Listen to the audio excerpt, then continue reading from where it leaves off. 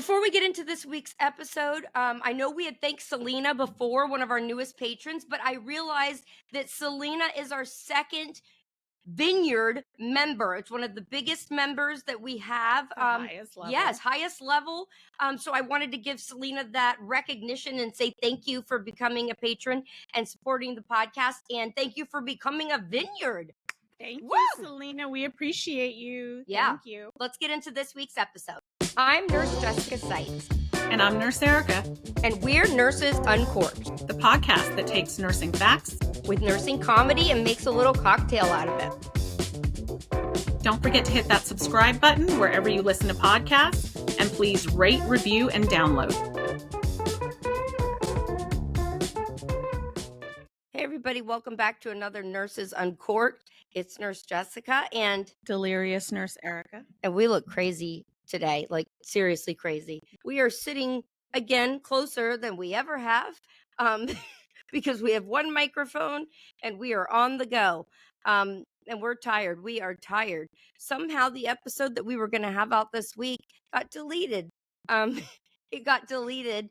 So we are on the go in Hawaii, and we're recording a new episode. So God bless us, and let's see how this goes. The last time we talked to you guys, Erica, we reported live. We recorded on the strike line. We did. At Kapiolani. The way they say it, I always feel like I say it wrong. Kapiolani. Yes. Probably not saying it right. I don't think we are. Kapiolani Medical Center, Honolulu, Hawaii.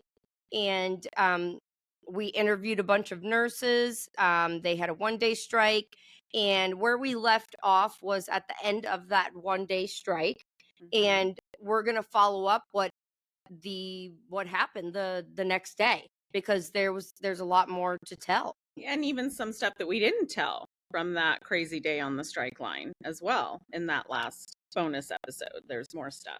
That's true. That's true. We didn't talk about some of the stuff that happened to some of the nurses. We didn't talk about some incidences that were on the news. They were on the news. This is public information. Mm-hmm. So I think we can safely discuss it. We didn't talk about the scabs showing up for work. Where do we begin? What do we do?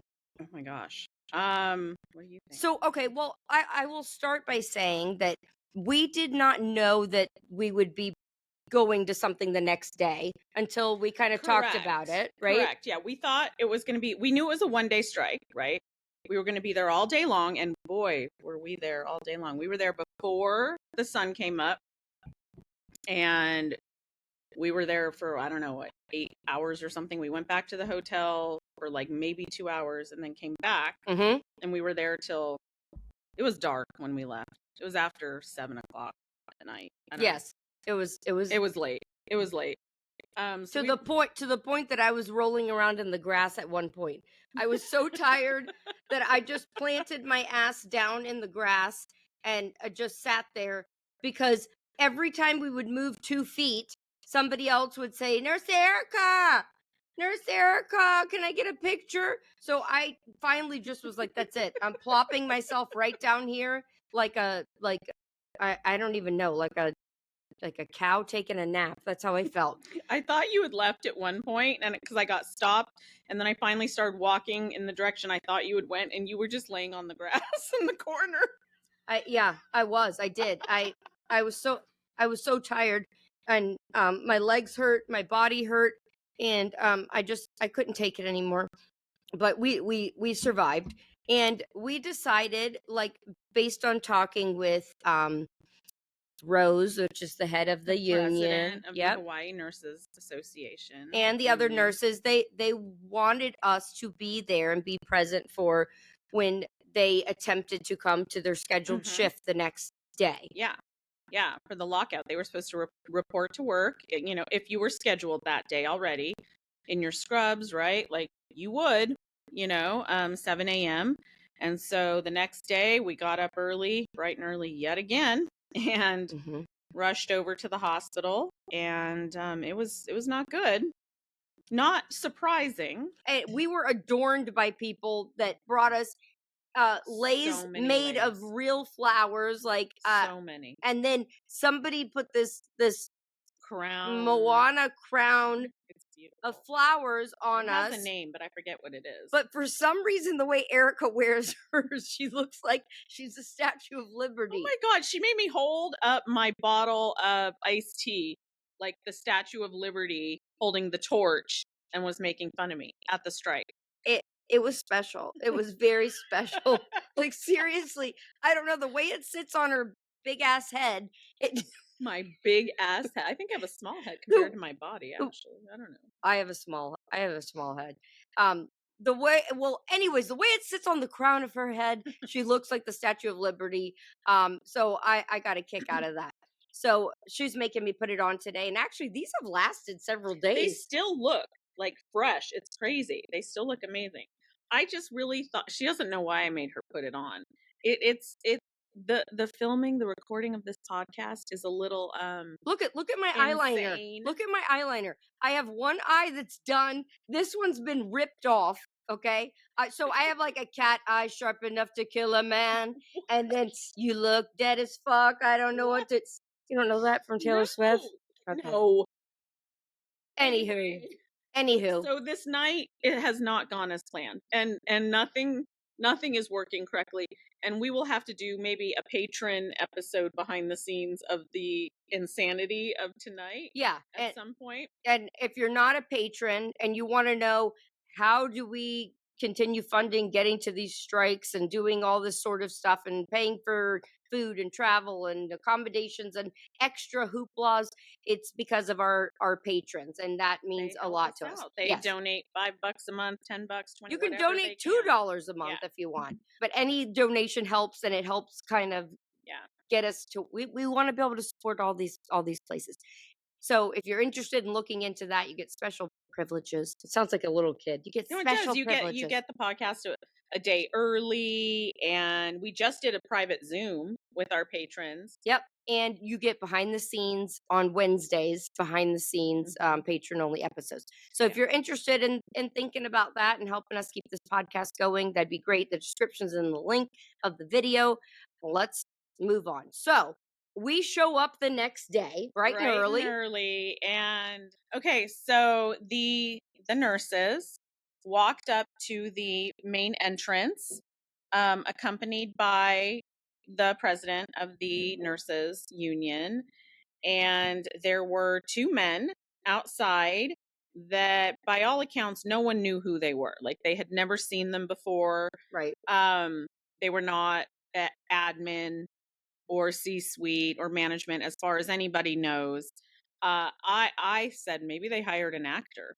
It could have been, like, honestly, it could have been the CEO's brother. We don't know. We don't know. But we do know he was shaking. He was nervous. And he had a little piece of paper in his hand and was reading off of it, only looking down, like he wouldn't even look up at the nurses hardly.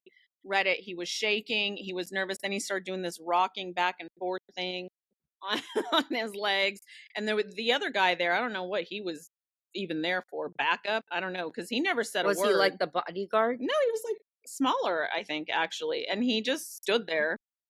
And so they said, basically, well, the nurses said, represented by Rose, they were all there. All the nurses that were scheduled to work showed up. Spoke, I believe. And she might have said, we're here to work or something. Yeah. We're showing up. And then he read his little thing that basically said, we already informed you, I'm paraphrasing, that you were going to be locked out starting 7 a.m. this morning or whatever. And so basically you need to leave the property indefinitely. And then he said, are you going to leave? Like, peacefully, essentially. Right.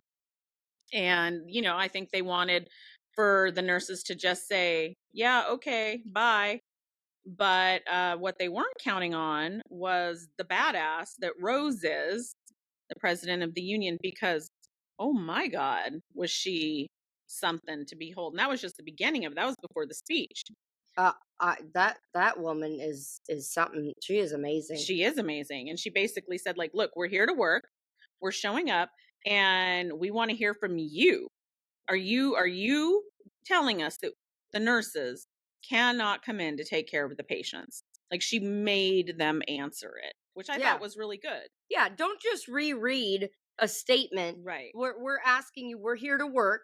We want to clock in. Yeah. What are you telling us? Yeah. And I don't think he spoke much after that, did No, he? he just kind of rocked back and forth on his legs, and didn't say much. And she was very respectful to him, but she did, she made a point of saying, like, we're here. Mm-hmm. And in any case, it didn't last very long, and they basically had to leave the property. They were told they had to leave. And so all of the many nurses started walking off, and they went to the front of the hospital, but it's like the sidewalk in front, so it's not on hospital property.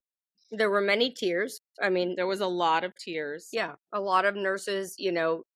realizing, I think, the gravity of this and realizing that, what they said they were going to do, they're actually doing. And that was hard for a lot of nurses Yeah. that were ready to work. They were there and they were ready to work. There was a huge police presence, like a It bit was much. ridiculous. It was over the top. Yeah, and then there was one girl a little while after that on the grass, kind of in front of the hospital, just sitting there, right? And everyone had gathered, and the police came up to her. Yeah, and I was there, and the police said, I'm sorry, you cannot be on this side of the sidewalk during this protest. And she said, protest? She said, we're not protesting. We came here to work. Like, And I mean, really, like, let that sink in. yeah. She's like, this is a calm event. I was here to work. I'm not protesting. And he's like, well, okay, regardless, you guys cannot be on this side of the sidewalk. You're going to have to move, because it was like a little grass area, like a little circle patch kind of in the middle of the roundabout there. Yeah. And and she, and I thought it was very clever of her. She said, the more and more we hear from you, the more it seems like you're working for them. And you might want to kind of be careful what you say. And she said that he just kind of put his head down and shrugged his shoulders and didn't say anything else. But it's almost like the cops maybe they are working for the hospital. Maybe they're being hired off. God, they're probably related to someone because the entire island, I swear, like I said before, very incestual. Someone is married to someone on the board of directors who paid off someone who works for the news network. We don't mean like somebody's dating their brother and sister, but I know what we're saying is, and this is everybody allegedly, of course, everybody knows everybody somehow, some way. Yeah. Which leads me back to, I don't think we ever talked about it during the strike, the nurse that got pulled over. I'm not giving details, but for honking the horn. Like, they were pulled over for honking too loud, and it figures that it was a nurse that was off duty. But then it happened again. Did you know that? With another nurse? With a doctor. Oh my God. An ER physician. It was the next day. I think it was the day of the lockout, who drove by honking specifically to support the nurses that were out there, and they pulled the physician over. It's just ridiculousness, because I mean, I haven't been to tons of strikes, but I've been to 4 other ones with you, something like that. And the honking is a part of, that's part of it. Like, that's like the excitement. Like, cars go by and support and they honk, coworkers that aren't there, maybe, that are, because they kind of rotate a little bit their hours. They honk the horn, and it's like boop boop boop in support. Well, and it's supportive, because it's hard to be out there all day, as we know. And this wasn't night hours. We're talking about like daytime.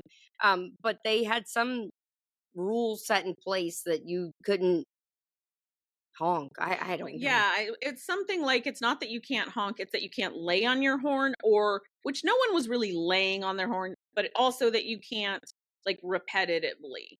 Okay, honk. Basically you can't do it. Yeah. Other than one beep. Essentially. Because Yeah. That's just so dumb. So anyway, we digress. But I did really like what that one nurse said, like, protest. Yeah, we're not protesting. I'm literally here in my scrubs. Nope, and everybody to go to work because I'm scheduled, and everybody y'all was calm, letting us in. Yeah, they were totally calm. There was no aggression whatsoever. If anything, it was just sadness and tears, because I think it was really hitting them. Like, they knew this was coming for a week or so, but it's different to know it's coming and then to show up where you've worked for many years, right, and to be turned away on a scheduled day. Like, that has to really hit hard, Right. you know? Right. Yeah. So then everyone kind of gathered on the sidewalk. And waited to hear from the head of the Yeah, I think they really Nurses Association. needed some encouragement at Yes. that point. Yes. And there was media there. And Rose Rose to the occasion. Rose to the occasion. Yeah, like I don't think she even had a mic, did she? She was just loud talking and projecting and just whoa. the speech. Let's play that here for everyone to hear, and then we will we'll talk try about to insert it. Yeah. It's the first day. This is the first day. Nothing can take this away from us. We are forever united. We are forever united. You will remember this day for the rest of your lives. Because this is the first day you are fighting for the working people of Hawaii. Woo! You are fighting for your patients. This is a different battle now. This is a different battle. You need to remember that. Through this time that we go through this lockout, we will be together. We will hold each other up. Know that we will do whatever we can to get us through this. Because that's what we have to do. That's what we have to do. Different battle. I told them that yesterday. We finished yesterday. Now is a new day. So understand that there is strength with you guys. You are not the only ones. You are surrounded by many. One day, we will all be together to show the world that Hawaii is ready. Ready. So know that. Tears are gone. This is battle. Understand that. This is battle. So, money will not win this. Money, heart will win this. Heart. Woo! Remember, that's what the nurses are all about. You're about heart.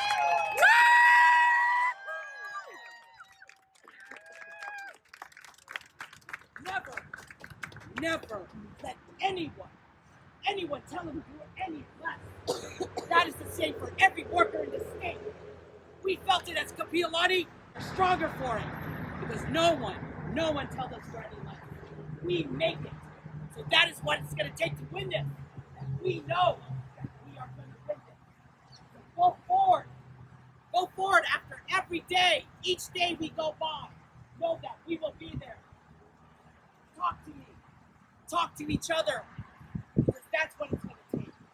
We are not separated anymore. So we are not just Kapiolani anymore. We are queens. We are strong. We are Wilcox. We are every goddamn hospital that is in the state.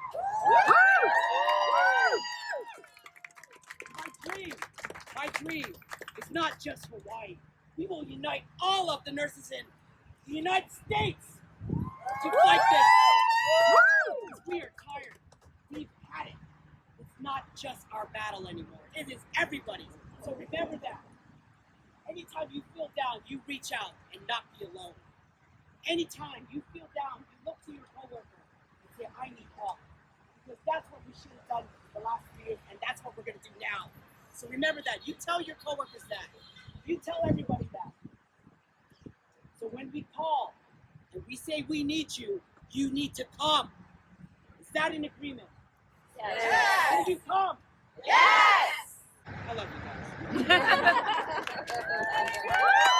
Okay. I think that speaks for itself. I mean, if that doesn't move you to, I said I was ready to like go to battle. It was a Braveheart moment. It was.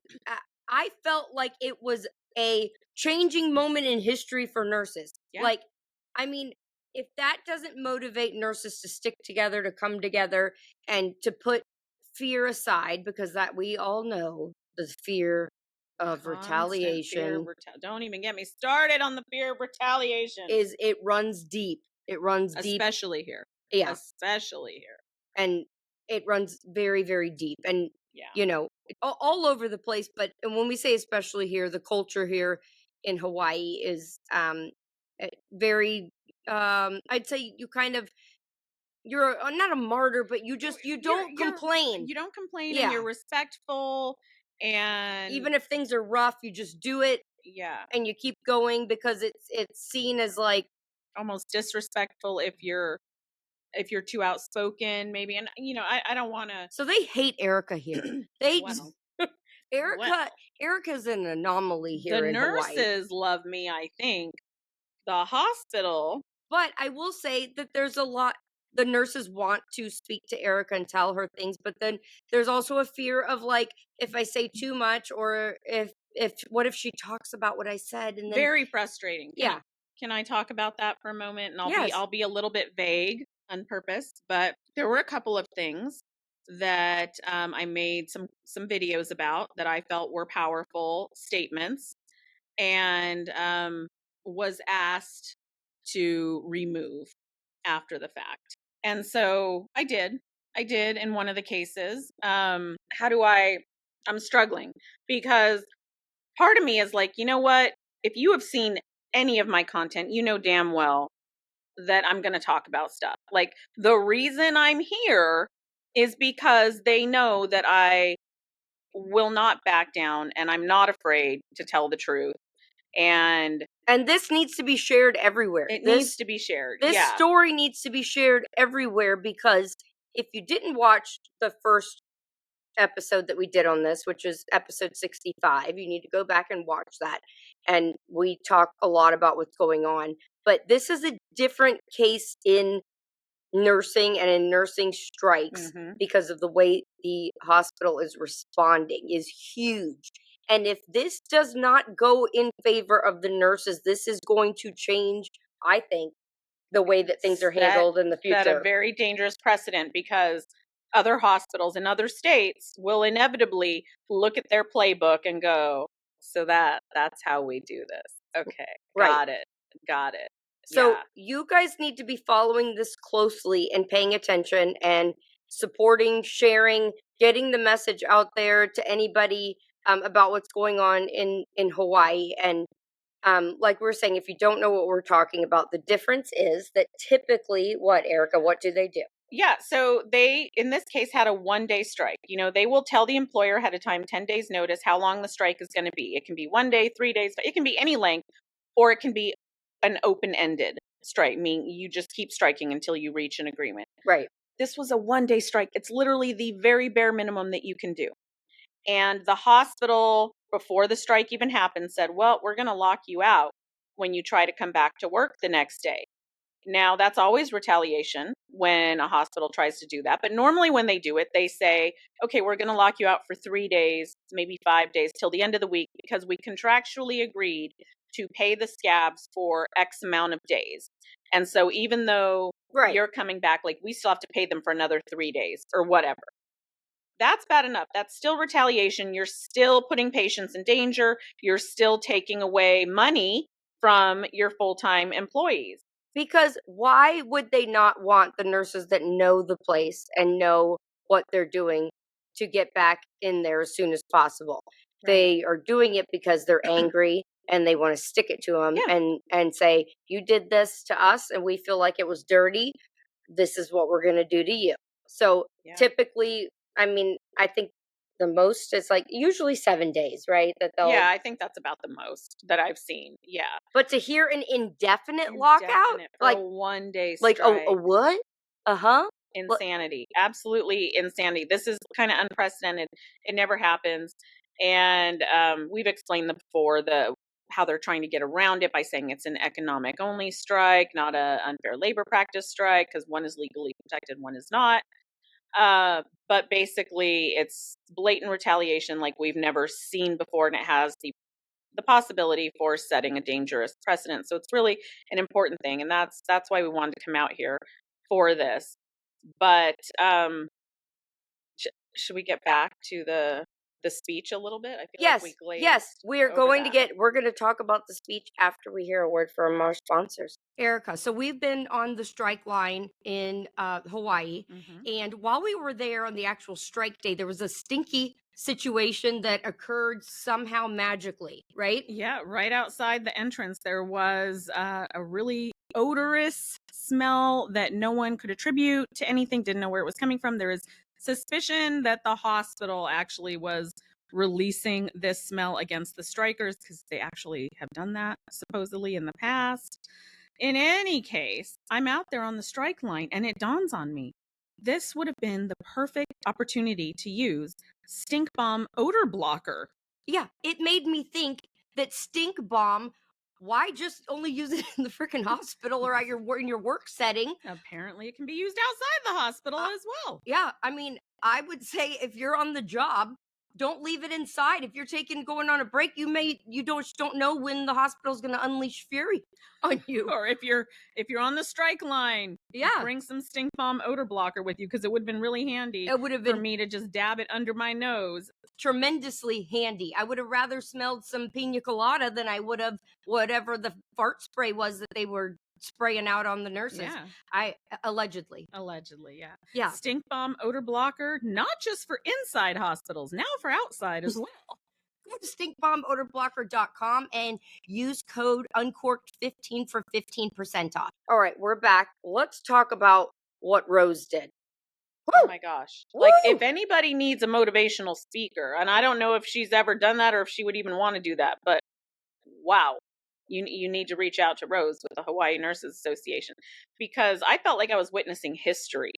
Truly. Seriously.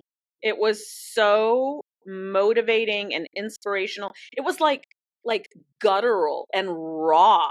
Have you seen the Moana movie? Yeah. But Moana does like a motivational thing about staying true to your people. Okay. And like we will not give up, like like this whole thing, and it's all about like bravery and conquering your fears. I felt like I was in the movie. Well, maybe it's because it's Hawaii too, and we've got these things on our head. But the speech made me I wanted to be part of it. I know, like I was ready to run into battle with them. Yes, and I can. Rose, amazing, absolutely and amazing. The way she ended it with, "When we ask you to show up, are you gonna show up?" Right. And everyone there was like, "Yes." Yeah, like it was amazing. I posted clips of it, you posted clips of it. Meaning like, hey, if we say let's go outside and let's not protest, but maybe picket or walk or show our presence, or if we have Zoom meetings or if we have discussions, are you guys going to just willy-nilly sit aside, or are you guys going to keep fighting the fight? They're going to keep fighting. And everybody was on board. Like, you could feel the energy there. Yeah. But what I will say is that it has a good presence here locally, but this needs to be blasted nationally, everywhere, because we did hear that people in Australia had heard about it today. So that's exciting. But that's because of you, which is great. I mean, that's great, but we need news coverage. Correct. We need like bigger news coverage talking about this, like places. I mean, Good Morning America, get on here. Get Rose on. Yes. I mean, you want Rose to speak to the people because you need nurses. Don't forget what nurses did during the pandemic. Don't forget how nurses are always there. Like, I mean, don't forget if you have a sick kid or a sick loved one, or you're sick, who's taking care of you? And that's the message that we want to send. And also not having them portrayed that they're fighting for higher wages. I hate that. Oh my gosh. I hate that. So frustrating. That is a misconception that is disgusting. That the hospital is trying to perpetuate to me. That Gidget, allegedly. Bruschetta. I saw published today how much money she allegedly earns. How much is that? It was well over $500,000. Oh. And I'm sure that probably does not even include bonuses. I would bet. Poor Gidget. And as we were driving around, we were fortunate enough to go see some of the island today, and we went to a neighborhood. We're told this is where she might live, and it was a very, very nice, very fancy, expensive. And guess who took us? The sweet nurses. Some of the nurses. Kapiolani Medical Center that didn't have to do this. No. But did it out of the kindness of their heart to take Nurse Erica and I on a a tour that probably would have costed us a lot. Yeah, to take us and and see today the sites. was their one day off, right? Right. Yes. So the union had said, like, take Sunday off, rest. You guys have all been through so much. Let's rest, take a day, and then we will reconvene on Monday. And But they didn't know that out. they were going to have to show up again on Monday. So basically Sunday was all they had, their break. And these nurses were like, no, we want to help you. Let's take you guys and show you like the sites and the things that you want to see. And they were just amazing. So I cannot say enough about the nurses here, about Rose and everybody that works Everyone with Rose. Is so welcoming. Yeah. I mean, just we've been out to dinner with some of them and to lunch with some of them, and every single one is so gracious and grateful and welcoming. I've truly never felt more appreciated and welcome anywhere ever. So let's talk about where does it go from here? From what we've heard, they will have negotiations again on Thursday, right? Yes. Yeah. I with think the hospital the coming week, and I think they're going to figure it out as they go. Right now, our understanding is that they still have one more paycheck coming because, it's delayed, your pay periods. And then that's it. That's it. And then they won't have their regular paychecks coming. And the hospital has said that we're going to stop their health insurance and benefits at the end of the month. So today's, we're about halfway through the month. Yeah. So they've got like 2 weeks. Yeah. So again, I think it'll hit them again if it gets to that point, once it's the following payday and stuff. Hopefully it won't get to that point, Right now the hospital has scabs in there. We don't know how long they're contracted for. We don't know what kind of the amount of strike insurance the hospital has. I'm sure they have strike insurance. I can't say that for sure, but most do. Mm-hmm. But strike insurance has different levels, kind of like you customize your own car insurance, right? So some of them have limitations on the amount or the time frame that they will cover. So, they might have strike insurance, but it might only cover 2 weeks, a month, 3 months, who knows? Not forever, right. Right. So we shall see, but the longer it goes on, the worse it is for the community. We know that. And we saw that with several of the parents, because this is a children's hospital, women and children's hospital. And there were a lot of parents of former patients there that were out on the strike line supporting. Yes, a lot. With some really incredible stories of how the nurses have cared for them.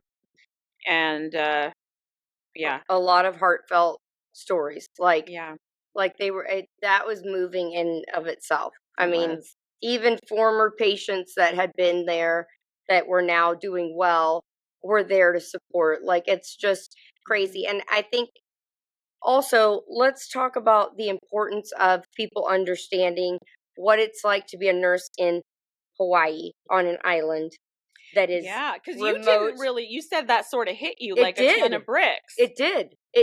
You don't think of like you live in Florida where there's, I think, more hospitals than any other state. Oh God, they're country. They're everywhere, and we're connected to a whole bunch of other states. Like, within driving, you can get to somewhere else, but you think about part of our United States of America is Hawaii, that is remote and disconnected from the United States of America, but still is us. Like, it's part of us. Yeah. So to say, well, if you don't like it there, go get a job at another hospital. Well, where? It's an island. I mean, to learn that, especially like specialties like pediatrics. It's the only children's hospital on the island. So where are these nurses that have this particular skill set, that have been doing this for years? Right. Where are they going to go? Exactly. Where are they going to go? Yeah, there's like one other hospital, to my understanding, on the island that has a small pediatric unit, an adult hospital with a small peds unit. But other than that, and this is 600 nurses we're talking about that are all specialized in PICU, NICU, labor and delivery, peds ER, all of that. These are all where 600 nurses going to go on an island? You know, you can't just take a NICU nurse and say, okay, go work adult med surge, you know, without significant training. And the thing that I will say that angers me is, you know, in posting a lot of these videos the last few days, there's been a lot of like, for the majority, you know, I think for nurses that follow us, it's positive reinforcement. But there's always those, well, why do this then? Like, so you're abandoning your patients. You know, people need to realize the gravity of safe staffing, which is what everybody is fighting for, and how dangerous that is on a day-to-day basis. And if you take a day out of nursing and give a warning, you're fighting for the greater good. Like, you're fighting for every day here on out for nurses. You know, you're fighting for what is going to save patients in the future.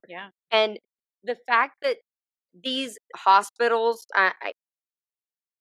are so hell-bent on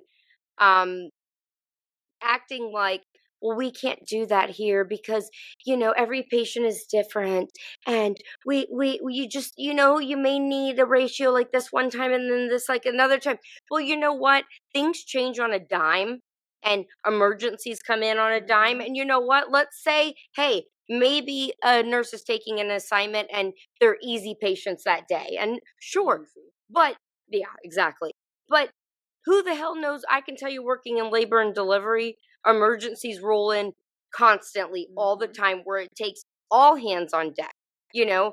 And how much better would it be to have a couple nurses that have a decent assignment, tag team and pick up some few other ones while everybody else runs and deals with the emergency and saves somebody's life? Like, they're not thinking about those kinds of things, and those are things that happen constantly. I will say that I have never, in all the other strikes that you and I have gone to together, I have never seen you as worked up as you are about this one. Well, this makes me really mad because the amount of, without telling specifics, but the amount of retaliation that I have heard that has been coming from this specific hospital runs deep and is disgusting and is outrageous. Like, to the point that these nurses are in so much fear, of more saying than the average, of saying the wrong thing, because they feel like they are under a microscope and they're being watched, and they're scared that when they do come back, if they do come back, that they are going to be retaliated against. It is horrible. It literally is makes me feel like I want to throw up. Like, it's disgusting. And I hate to see anybody in fear of anything to that magnitude. Like, pisses me off. Like, seriously. I kind of love how passionate you've gotten about this one. Well, yeah. I mean, the other ones, like, yes, of course they're fighting for all something. Bad. But I have never heard stories like I have heard. I know. With this really hospital. Like, it is just over the top. Money runs deep, and the greed runs deep. Deep here. The greed and the wanting of more and more, and the gaslighting and condescending and viciousness of this hospital, and I will say it, I don't give a shit, is awful. It's off the chain. And is, I mean, these nurses had to fight. They had to. Well, and they're fighting for the community. Yeah. Because not only is it, you know, probably impossible for them to go get another job here on the island in their specialty, but also this is the only children's hospital for all of the islands, all of the Hawaiian Islands. This is where the sickest of the sick kids and babies and newborns and critical laboring moms and all of that come from all the surrounding like outlying islands, Polynesia and here. Micronesia and all the Hawaiian, like, everyone comes here to Kapi'olani. So right now they're being cared for by scab nurses that are not necessarily trained in pediatrics or trained in these specialties, but are, in some cases, not all, but in some, are allegedly lying about their experience. Because just because you floated to a PICU once does not mean you're a PICU nurse. No, You know? no, it doesn't. And there were a lot of stories with Kapiolani's last strike in January that the flight nurses had no flight experience or they had no NICU experience. And you are going to be air flighting NICU level 3 NICU patient? What? What do you? Oh, the luau. Oh, that was what the last. We learned. We just learned Disgusting. that at their last strike in January, supposedly, allegedly, the hospital, we had it on very good sources, Yes. that the hospital took not only all of the scab nurses to a fancy luau. A luau. They pay the hospital that is so tight on their budget. Mm-hmm. They're so tight. Yep. They can't have extra nurses on the payroll Right. because it's just not necessary. But they brought their families Flew in the from families. the mainland. Flew them in and had a party like it's 1969. Is that a phrase or 1999? 1999. I don't fucking know. Well, wasn't that where Woodstock was? I don't know. Regardless, what we're saying is, you've got the funds to support the scab nurses and their families? When the fuck did the staff? We didn't even go to a luau. When the fuck did the staff get the luau? Never. They haven't had no luau. They haven't had their families taken to a luau. Can you imagine to be treated like royalty when you are, selling out your entire profession?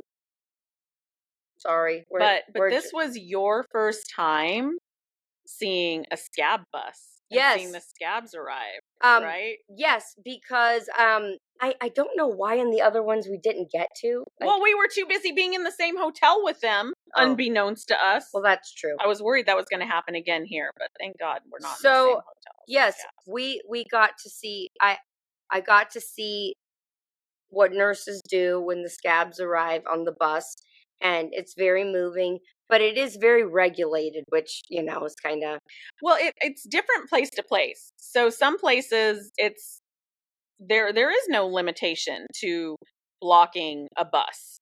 But here, I guess the law is, or the city ordinance or whatever, that they can legally block the bus for 3 minutes. So it's peaceful. It's chanting, and it's basically everybody's sending a message. Like, I don't know that I would say it's peaceful. Well, scabs go home. I mean, we're not like throwing rocks. No. It's not physical. We're not like pulling out pistols. I mean, no. It's chanting. Correct. And it's blocking the way. I mean, it's just making an example. That to me is peaceful. Okay. Yeah. I mean, there's a lot of non-peaceful demonstrations that go on in the world. Yeah. That is peaceful. So the thing here in Honolulu was 3 minutes. You're allowed 3 minutes, and then you have to let the bus come through. Well, the second bus, you can redo the 3 minutes. Yeah, you can block for 3 minutes, unblock for 3 minutes, block for 3 minutes, so on and so forth. Well, actually, that was the misconception. Okay. They were not under the understanding that you had to have 3 minute break in between. That was never discussed. I did hear that, but that's what the cops said at the time.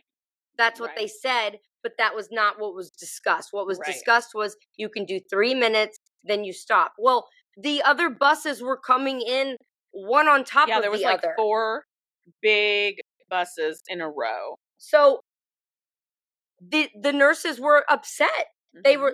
They were like, "No, I'm sorry, you have to wait 3 minutes." And they had not, according to the nurses and everybody else, that was not part of the discussion. It was that you get 3 minutes, you give a break, and then when the next bus comes, you can do 3 minutes and step aside. So there was a lot of back and forth regarding that topic, because if they took a 3 minute break, the rest of the buses just come on in.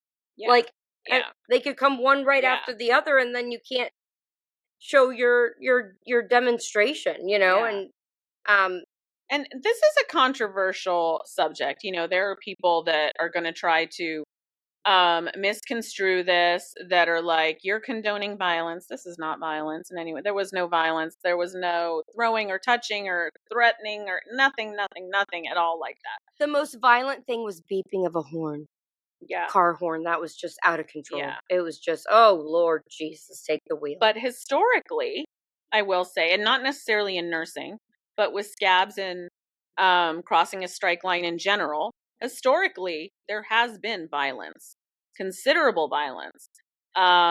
Anything from slashing the tires of scabs who cross picket lines to, in the past, people being like beaten severely. Yeah, like it's a whole historical context.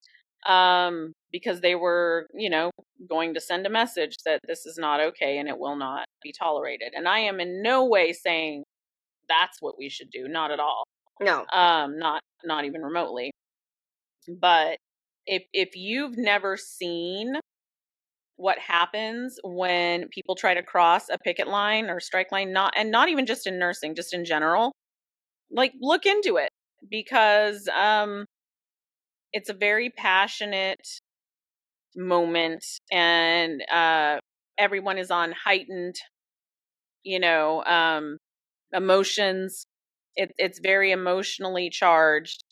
The nurses that are there carrying a sign, fighting for their lives, fighting for their families' lives, fighting for their patients' lives, take it extremely personally. Sorry, this is not on a stand. We apologize. The mic is slipping all over the place. We're on the fly, people. We really are.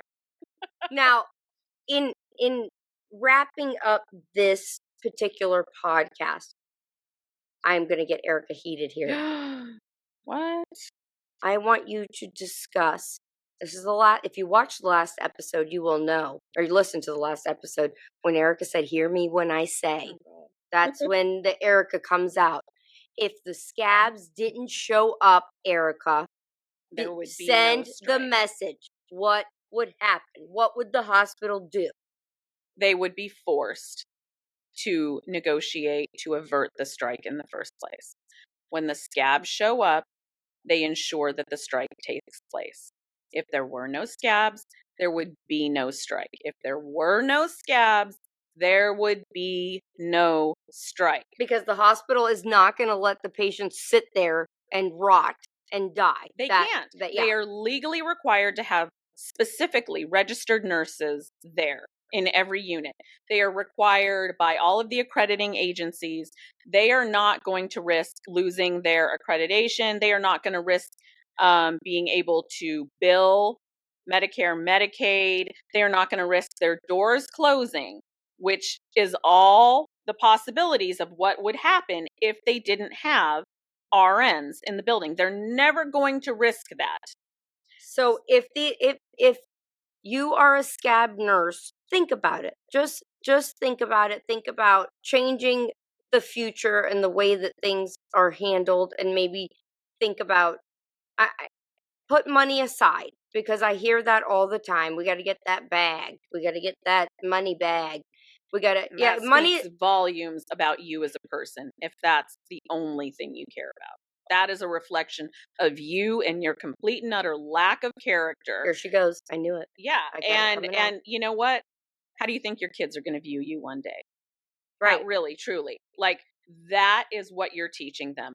That is your legacy, that you sell out your entire profession to get that bag. And I'm sorry, no nurses are that destitute unless they're being locked out indefinitely from the only hospital they can work at. Support the Kapiolani nurses. Share this podcast. Share posts that Erica has on her page. Share posts that I have on my page. Get the word out so that we can get it to national media, okay? Instead of just their local, national media, so that we can put pressure on the hospital to do the right thing and make safe staffing ratios, which is all that they're asking for. And that's not a lot. That's not fucking asking for a lot. Let's do fucking right thing. It's not. Sorry, excuse my French.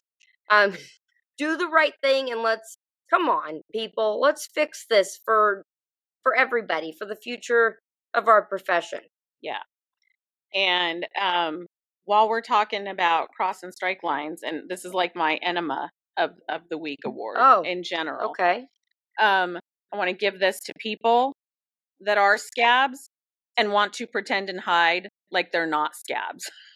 Okay? Like at least own it. At least own it, But And this enema is brought to you by Happy Bum Company. Erica, you know what I realized this week after we were on the strike line, we traveled all the way to Hawaii, is that at least I know, and I think you experience this too, is that I deal with horrible stomach issues and constipation when I travel. I don't know if it's from dehydration or think about it. We're not eating at our regular times. We're not drinking as much water. We're off our regular schedule. It's really common when you travel. And I know both you and I have suffered with the constipation and bloating this week. Yes. And then immediately I thought about Happy Bum Company and their enemas. And I thought, this is such an easy way and convenient way to bring when you travel. You can bring it with you. And have instant gut relief wherever you are. Yeah. I would have done anything on this trip to get rid of the feeling that I was having. We were miserable for a couple of days. And this happens to nurses. It's a common occurrence. Nurses aren't regularly drinking and eating, unfortunately. And that's why Happy Bum Company is offering to anybody that listens to the podcast 15% off your first bundle with code Nurses Uncorked. You can go to happybumco.com or the link in the description of this podcast. But the bad kind of enema, the one I'm talking about with stomach cramps and just it's not good. You're clearing out the pipeline and it hurts. It hurts. Yep. That's the kind of enema we're giving away. And that goes to the non-reformed scabs. The non-reformed and the ones that, are travel nurses there, say, for quite a while before a strike breaks out. And then just continue working during the strike. You're a scab. Or the scabs that play the game and they're a scab when they want to be. And then they'll be staff and then they go. It just depends. Maybe they pretend like they weren't ever a scab and maybe no one knows. And then they're just going to go work at the place where they scabbed. And then they're an incognito scab. You get the enema. You get the enema of the week award. Mm-hmm. And stop trying to hide because everybody knows. Bottom line, they all know. You cross the strike line. They all know, sweetie. They all know. Damn, one of them knows. It's not a mystery. It's not a mystery. If you cross the strike line, you're a scab. Regardless of whether you signed up for a scab contract, regardless of whether you knew it was coming ahead of time, regardless of whether you're making extra money from it, that is irrelevant. You cross a strike line, you are by definition a scab. And we are saying it's okay to be a true reformed scab. Everybody makes mistakes. Yeah. We got you. I've heard from nurses like that they didn't know. Like some people just you're young, you don't know, and you're not thinking, and they weren't educated about it. This enema is not for you. No, not for you. Because those nurses that I've heard from that have said, thank you for educating me. Now I know I'll never do that again. I always say to them, that's great.